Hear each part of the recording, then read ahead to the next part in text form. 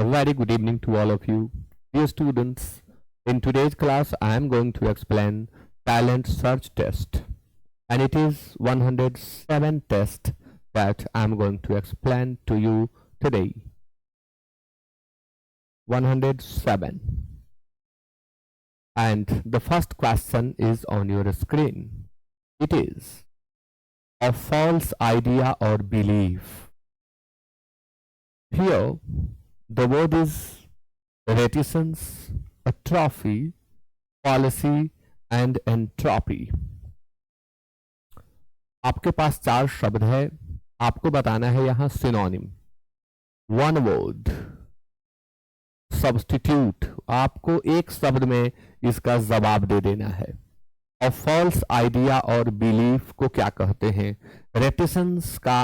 अच्छा आपको बताऊं, आज का क्वेश्चन पेपर जो है वो सीजीएल टीयर 1 लेटेस्ट एग्जामिनेशन 12/9/2024, सारे क्वेश्चन 12/9/2024 को ही पूछे गए हैं.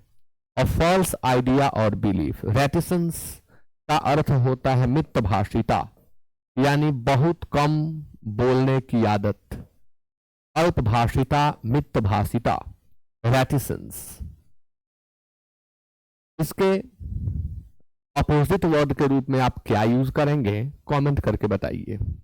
अट्रॉफी, शारीरिक क्षीणता. ब्लड की कमी के कारण शारीरिक क्षीणता जो आती है, कमजोरी जो आती है, उसे हम अट्रॉफी कहते हैं. फॉलेसी, भ्रम या छलावा. और लास्ट वर्ड है एंट्रोपी. एंट्रोपी मीन्स अव्यवस्था.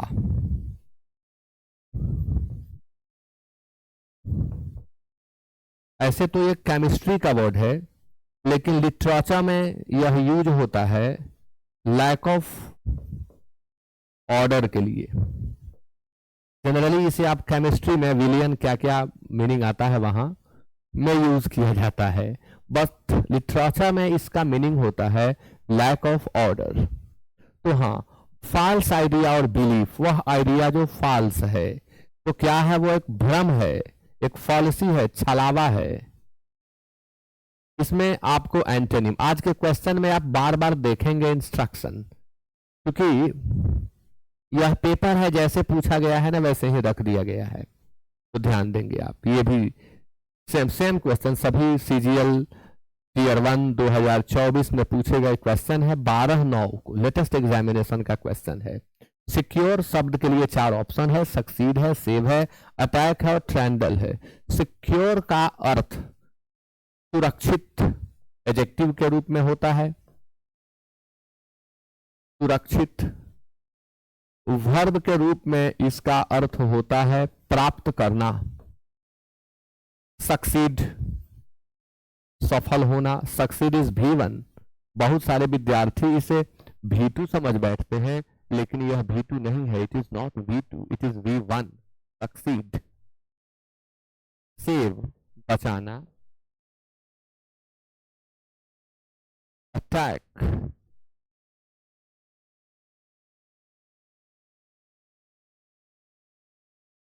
आक्रमण करना. ट्रेंडल लुढ़कना. अब क्या दे भाई, सिक्योर सुरक्षित करना, प्राप्त करना, बचाना, तो अटैक आक्रमण करना वर्ब के रूप में ही यूज हुआ है. अब हम सुरक्षित करना भी लिखेंगे. एडजेक्टिव और वर्ब दोनों का यह काम करता है. तो यहाँ चूंकि अटैक मिला, इसलिए हम सुरक्षित करना भी लिखेंगे. सुरक्षित के अर्थ में यह एडजेक्टिव है, दूसरे अर्थ में यह वर्ब है. नेक्स्ट है, जिसमें आपको सब्स्टिट्यूट करना है. ये जो वर्ड है जो अंडरलाइंड है, इसे आपको सब्स्टिट्यूट कर देना है. Gaurav was no good than a foolish person. बहुत ही सिंपल क्वेश्चन. देन के पहले आया हुआ एडजेक्टिव कॉम्परेटिव फॉर्म में रहता है, तो स्पष्ट है ना कि गुड के जगह बेटर होगा. इसलिए ऑप्शन में आप बेटर ढूंढ लें और आंसर 3 का 1 हो जाएगा. Question number 4. He ran quick to catch the bus. He ran quick to catch the bus. यहां पर आपको करेक्ट करना होगा. Select the option that corrects the error in the given sentence. तो एरर पहले फाइंड आउट करिए. He ran quick.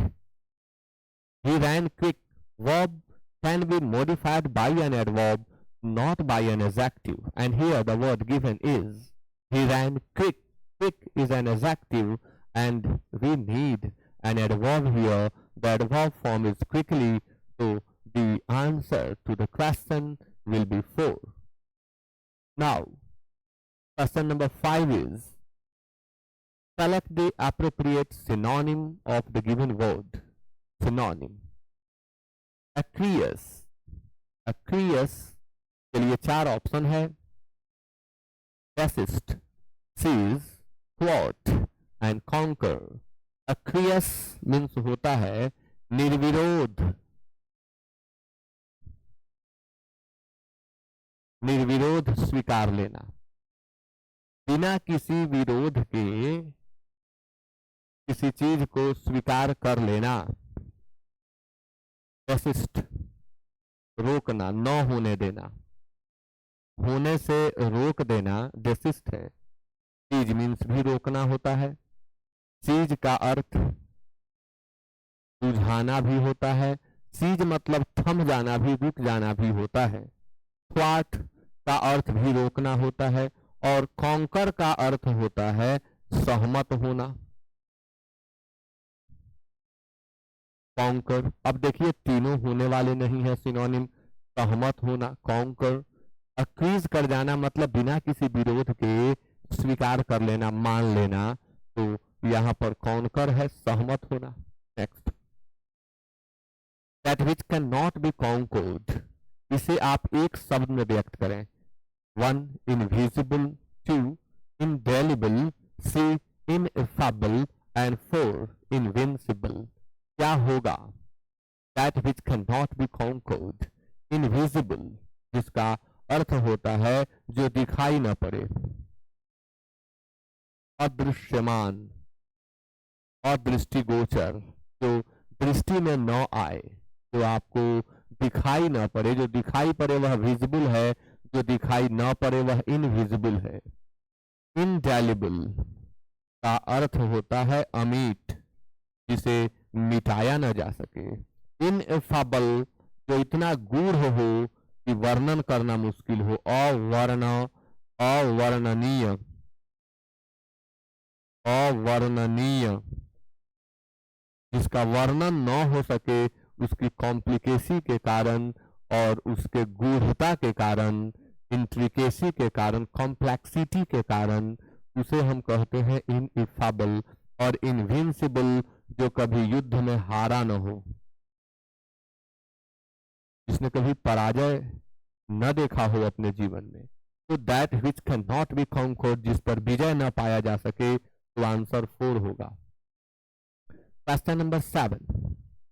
Synonym बताना है अंडरलाइंड वर्ड का. क्वेश्चन है his ambition in life is to become a happy and satisfied man. What a good ambition he has. He wants to be happy and satisfied in his life. और यही उसका ambition है, यही उसका गोल है, यही उसका टारगेट है, यही उसकी इच्छा है. तो अपथी का अर्थ होता है उदासीनता. इंडिफरेंस इसका सिनोनिम होता है. नेक्स्ट वर्ड है सेटिस्फैक्शन, जिसका अर्थ होता है संतोष. और ईगरनेस इच्छा, उत्कंठा. अमेंड तो वर्ब है, इसको तो सोचना ही नहीं है. संशोधन करना. तो शब्द होगा ईगरनेस, क्योंकि एम्बिशन इच्छा से जुड़ा हुआ शब्द है. इसके लिए एक ही वर्ड यहां मिल रहा है, वही सेलेक्ट किया जाए. आपको फील करना है. यहाँ जो दिया गया ऑप्शन है इसमें आपको फील कर लेना है ब्लैंक में 4 ऑप्शन से. The renowned publisher. Renowned word का मतलब होता है फेमस. रिनाउंड वर्ड का मतलब होता है famous. The renowned publisher decided to withdraw a book from the market. No one was interested in the book as the arguments presented were dash. Renowned publisher decide कर लिए हैं कि किताब को बाजार से ले लेंगे, वापस कर लेंगे, नहीं चलेगी किताब वह बाजार में, क्योंकि कोई उसमें इंटरेस्टेड नहीं था। कारण कि उस किताब में जो आर्गुमेंट्स दिए गए थे वे डैश थे। हाई एंड माइटी का अर्थ होता है एरोगेंट, घमंडी। Out of the woods means out of danger, खतरे से बाहर, out of danger. Beside the mark का मतलब होता है इरेलेवेंट।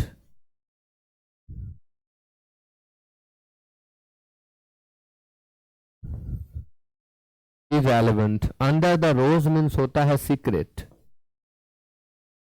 और सब रोजा लैटिन फ्रेज। तो किताब क्या है भाई? जो मार्केट में किताबें चलती है वो रेलेवेंट होती है ना, प्रासंगिक होती है, लोगों से कनेक्ट हो पाती है। लेकिन यह जो पुस्तक है लोगों से कनेक्ट ही नहीं हो पा रही है, यानी यह इरेलेवेंट है। और इसके इरेलेवेंस के चलते इसे पब्लिशर जो है वापस ले रहा है। तो बिसाइड द मार्क है, आंसर 3 हो जाएगा। क्वेश्चन नंबर 9 आपके सामने, आपको बताना है एंटोनिम, और वर्ड है रिसीव। रिसीव का प्रयोग हम 2 अर्थों में करते हैं। यह पार्ट ऑफ स्पीच के आधार पर वर्ब है, 2 अर्थों में यूज करते हैं। रिसीव का अर्थ होता है प्राप्त करना, और इसी रिसीव का दूसरा अर्थ होता है स्वागत करना। इसी रिसीव से रिसेप्शन बनता है, स्वागत। एडमिट स्वीकार करना, मान लेना, एडमिट कॉन्फेस कर लेना। एग्जाइल बनवास देना, किसी को वन भेज देना। रिवार्ड इनाम, पारितोषिक। और फंड निधि, कोष, कलेक्टेड मनी। तो हियर यहाँ जो रियल मीनिंग निकल पा रहा है रिसीव का, वह स्वागत करना है, क्योंकि इसी का तो ऑप्शन है। तो एग्जाइल कर देना, स्वागत करना, वेलकम करना, और एग्जाइल करना, वन भेज देना, अपने से अलग कर देना। तो एंटोनिम के रूप में हम 9 का 2 सेलेक्ट करेंगे। क्वेश्चन नंबर 10 आपके सामने, आपको पैसिव वॉइस बताना है। क्वेश्चन है Sonam does not like bananas. Sonam को बनानाज पसंद नहीं है। तो बहुत ही सिंपल क्वेश्चन पूछा गया सीजीएल में, इतना आसान है। Bananas are not liked by Sonam. Banana is, यहाँ जब बनानाज है तो बनाना करने का कोई रूल ही नहीं है, हैव नहीं होगा। लाइक्ड बाय सोनम, आंसर 3 हो जाएगा। ऐसे ऐसे क्वेश्चंस तो आप सेकंड में बनाएंगे। सेंटेंस अरेंजमेंट आपके सामने है। अरेंज करना है, A B C D 4 options हैं, इन्हें प्रॉपर सीक्वेंस में आपको कर देना है। सीक्वेंस में ये नहीं है, जम्बल्ड है, आप इन्हें सीक्वेंस में कर दें। ए कह रहा है द जेन्युइन बिलीफ्स तो नॉट अनकॉन्शियसली एक्वायर्ड। कोई भी बिलीफ्स जो जेन्युइन बिलीफ है, जो हमारी मान्यता है, जो जेन्युइन है, जो सच्ची है, दो not unconsciously acquired by most children. बहुत अधिक बच्चों के द्वारा ये ऐसा नहीं होता कि अनकॉन्शियसली, बिना सचेतता के उन्होंने उन बिलीफ्स को एक्वायर कर लिया, प्राप्त कर लिया। And even if they depart from this beliefs in later life, यह भी नहीं होता कि जो बिलीफ्स वो बना लिए हैं बाद वाले जीवन में उसे वो त्याग दें, छोड़ दें, उससे अलग हो जाएं। समथिंग ऑफ देम, ये ए से शुरू नहीं होगा। Something of them, of them कहने का मतलब कि पहले बहुत सारी चीजें चर्चा आ चुकी हैं। 2 या 2 से ज्यादा तो होना ही चाहिए, क्योंकि देम है, प्लूरल सेंस चाहिए। यानी न हम ए से शुरू करेंगे न हम बी से शुरू करेंगे। The importance of education in forming character and opinion is very great and well recognised by all. हम यहाँ से शुरुआत कर सकते हैं, क्योंकि यहाँ बताया गया कि शिक्षा का महत्व कैरेक्टर के निर्माण में और ओपिनियन, मत विचार के निर्माण में बहुत अधिक है और वेल रिकॉग्नाइज्ड है, इसे सब मानते हैं। एजुकेशन की बहुत बड़ी भूमिका है चरित्र के निर्माण में, और इसे सब मानते हैं, सब इसको रिकॉग्नाइज करते हैं। ये बात बहुत सुंदर है, यहीं से शुरुआत होगी, क्योंकि education is as a rule आने के चलते यह पहले नहीं लिखा जा सकता। तो the importance of education in forming character and opinion is very great and well recognised by all. C सबसे पहले होगा। हाँ, इसके बाद होगा The genuine beliefs do not unconsciously acquired beliefs जो हमारे बनते हैं। हम बहुत सारी किताबें पढ़ते हैं, बहुत सारे शिक्षकों के संपर्क में आते हैं, बहुत सारे लोगों को सुनते हैं, देखते हैं, तो हमारी बिलीफ जो है वो बनने लगती है, हमारी कुछ मान्यताएं बनने लगती है। हम परिवार से, समाज से, अपने विद्यालय से बहुत सारी चीजें सीखते हैं जो एक बिलीफ के रूप में हमारे अंदर तैयार होने लगता है। तो एक दोनों जो है ना मैच कर रहे हैं। तो सी ए कह रहा है कि आप बी डी भी रख दो, आंसर 4 ही होगा। समथिंग ऑफ देम, बिल्कुल सही। क्या, किसमें से? तो जेन्युइन बिलीफ्स में से। रिमेन्स डीपली इम्प्लांटेड, हमारी जो मान्यताएं होती हैं ना, उनमें से कुछ तो डीपली इम्प्लांट हो जाती हैं, एकदम घर कर जाती हैं, हमारे भीतर बनी रह जाती हैं। Ready to emerge in a time of stress of crisis, यहाँ और होना चाहिए। जब कभी स्ट्रेस या जब कभी क्राइसिस का दौर हमारे जीवन में आता है, तो जो हमारी बिलीफ हमारे अंदर इम्प्लांटेड है ना, वह उस समय प्रकट हो जाती है, खुल कर आने लगती है। बिल्कुल सही है। और तब होगा education is as a rule the strongest force on the side of what exists and again fundamental change. दोनों चीजों के लिए एजुकेशन एज ए रूल के तहत सबसे महत्वपूर्ण फोर्स का काम करता है। What exists and again fundamental change, जो कुछ हमारे साथ बना हुआ है और जो कुछ समय के अनुसार बदल जाता है, पैसेज ऑफ टाइम के कारण चेंज हो जाता है, इन दोनों में अहम भूमिका एजुकेशन की होती है। आंसर 4 होगा। नेक्स्ट क्वेश्चन आपके सामने है। In Indian mythology most of the asuras wish to be never able to die. Asuras means असुर, दैत्य। भारतीय मिथोलॉजी में, पौराणिक गाथाओं में, पौराणिक कथाओं में अधिकाधिक असुर जो थे, उनकी इच्छा होती थी यहाँ विष्ट होना चाहिए, बट नहीं दिया गया। वो चाहते हैं कि हम मरे ही नहीं कभी। तो जो कभी मरे नहीं उसे क्या कहेंगे? इनविंसिबल नहीं। इनविंसिबल मतलब अजेय होता है, जिसे हराया ना जा सके, जिस पर विजय ना पाया जा सके, उसे हम इनविंसिबल कहते हैं। इम्परवियस मतलब होता है जिससे पास करना मुश्किल हो, अगम्य, जो आगे न बढ़ने दे, वह इम्परवियस है।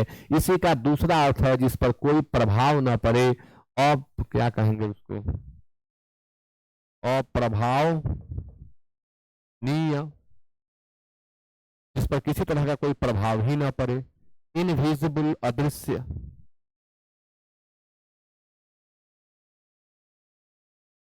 इमोर्टल, अमर। तो आंसर यही तो होगा।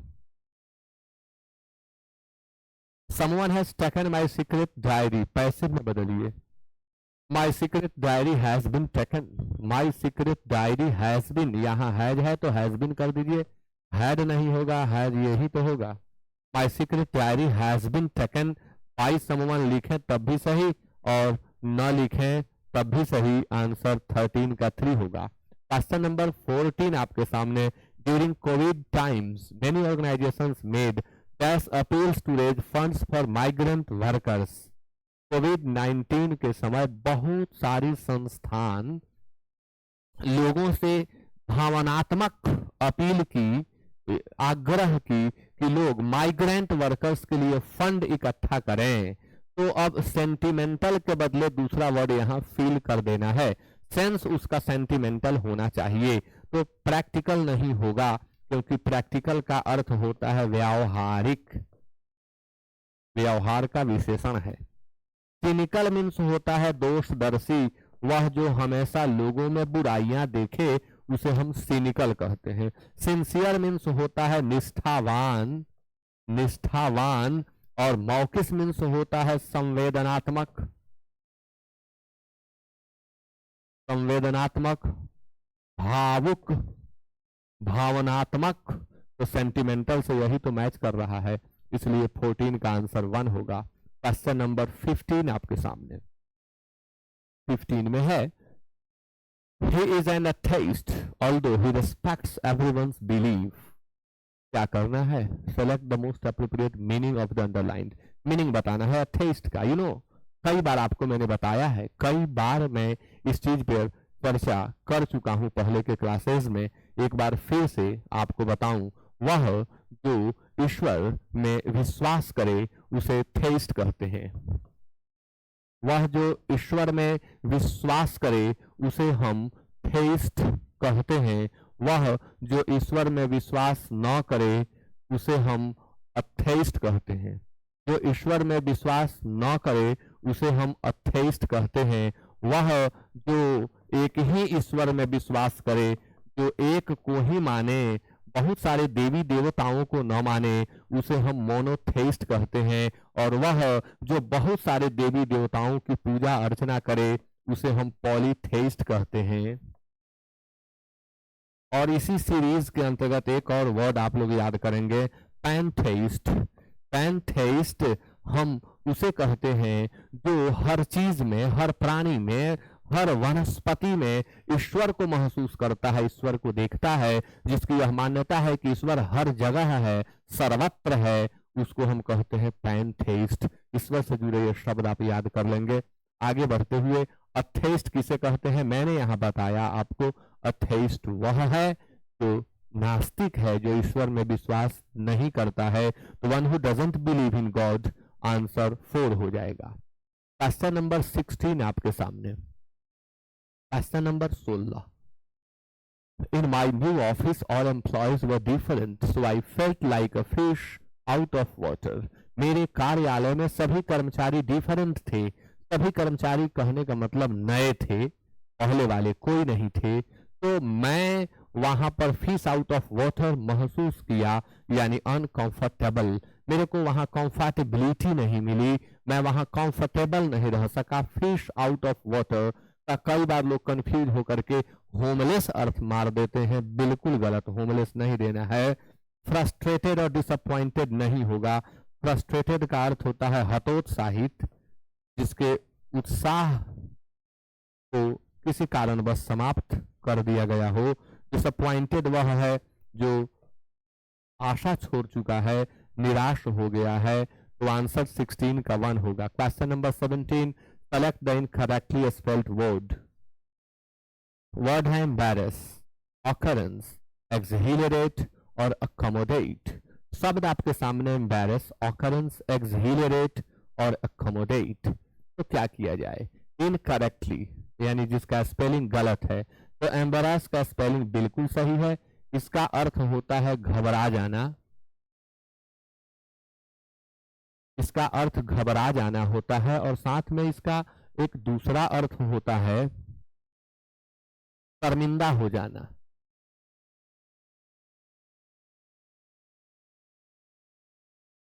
शर्मिंदा हो जाना। अकरेंस का अर्थ होता है घटना, और एक्सहिलरेट यही गलत है, इसीलिए यही आपका आंसर होगा 3। इसी की स्पेलिंग गलत है, एक्सहिलरेट होता है। एक्सहिलेरेट होता है। यहाँ पर मिस्टेक है ना, ई है, ई के जगह ए चाहिए। एक्सहिलरेट मतलब जोश भर देना, प्राण डाल देना,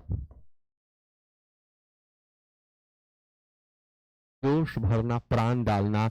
और एकोमोडेट का अर्थ होता है समायोजित करना, या इसी का दूसरा अर्थ होता है ढाल लेना, एकोमोडेट कर लेना, खुद को एडजस्ट कर लेना, एक्लेमेटाइज कर लेना। तो 17 का आंसर 3 होगा। 18 में आपको बताना है एरर्स। तो आप एरर को सेलेक्ट करें। आपके सामने है, Mrs Lakshmi's musical intelligence is superior than Mrs. Uma's. Very simple thing. All the words ending in I or R are considered to be comparative and they are never changed into positive and superlative form. They are always followed by two: senior, junior, anterior, posterior, prior, superior और inferior. इनके बाद हमेशा to का प्रयोग करते हैं, then का कभी नहीं करते। दूसरी महत्वपूर्ण बात कि इनके साथ आप मोर या मोस्ट का यूज भी नहीं करेंगे। तो सुपेरियर के बाद यहाँ देन लगा हुआ है जो कि बिल्कुल गलत है। आंसर 2 आप यहाँ देख लें कहाँ है वो चीज, 3 में है, इसलिए आंसर 3 हो जाएगा।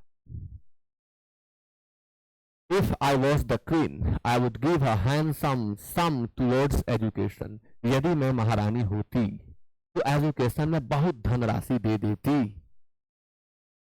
तो if I were the queen, if के साथ वर का कॉम्बिनेशन चलता है और आगे would आप देख सकते हैं, इसलिए if I were the queen answer 19 का 2 होगा। क्वेश्चन नंबर 20 आपके सामने, select the incorrectly spelled word.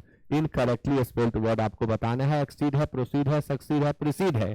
जल्दी से कमेंट कर दें। एक्सीड का अर्थ होता है टू बी मोर देन, से अधिक होना। प्रोसीड का अर्थ होता है आगे बढ़ना। Proceed.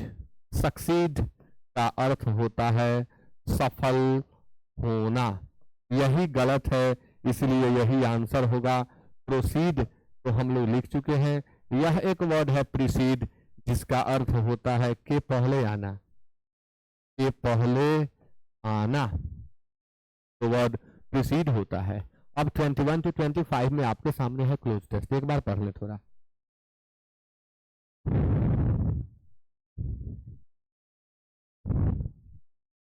The beginning of the story is dash in its presentation, but dash the style eases out and becomes haunting in its simplicity. The beginning of the story is dash in its presentation. अपने presentation में यह story शुरू में prone है, delectable है, quant है, habitual है। इसके लिए थोड़ा आगे पढ़ना होगा। But dash the style eases out and becomes haunting in its simplicity. The author brings out the human elements in his story. This common element of sympathy and sacrifice is given a new dash by the old artist, who shows by his last desperate act that one can be hero for one day if only one cares dash। बनाइए। The beginning of the story, story की शुरुआत अपने presentation में अनूठी थी। तो prone मतलब होता है की ओर झुका हुआ या अधोन्मुख, की ओर झुका हुआ या अधोन्मुख मतलब की ओर उन्मुख। डिलेक्टेबल का अर्थ होता है रुचिकर। डिलेक्टेबल के बदले आप दूसरा वर्ड अग्रीएबल भी यूज कर सकते हैं, आप डिलाइटफुल यूज कर सकते हैं। क्वांट मतलब होता है यूनिक, अनूठा, कहानी अपने आप में अनूठी थी। हैबिचुअल मतलब है कस्टम्ड, यूज्ड, कस्टम्ड और यूज्ड, तो आंसर क्वांट होगा। क्वांट का अर्थ होता है unique. But that's the style eases out hardly, recently, initially, gradually। लेकिन वो स्टाइल धीरे धीरे धीरे धीरे ईज आउट होने लगता है। तो यहाँ पर हार्डली, रिसेंटली सूट नहीं कर रहा है, ग्रेजुअली होगा। इनिशियली आरंभ में, रिसेंटली हाल ही में, और हार्डली मुश्किल से, तो आंसर 4 होगा। The author brings out the human elements in his story. Author अपने इस स्टोरी में, इस कहानी में ह्यूमन एलिमेंट को लाते हैं।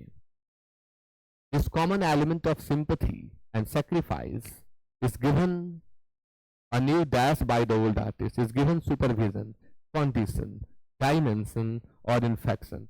भाई गिवन सुपरविजन नहीं होगा, given condition, given infection, given dimension. Old के द्वारा इसे डायमेंशन प्राप्त होता है। Who shows by his last desperate act be a hero of one day if only one cares dash। 4 में देखिए, cares through, cares दो, cares tough, cares enough, यानी आप भरपूर ध्यान देते हैं। enough पूरा, प्रचुर, भरपूर, इसलिए ये तीनों का तो कोई मीनिंग ही नहीं निकल रहा है। तो 24 का आंसर 4 हो जाएगा। 25 आपके सामने।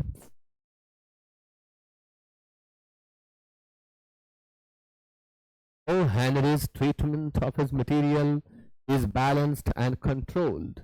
A fine dash of humor and pathos. Of a fine dash दोनों है, इनके इनमें ह्यूमर भी है, इनमें पैथोस भी है।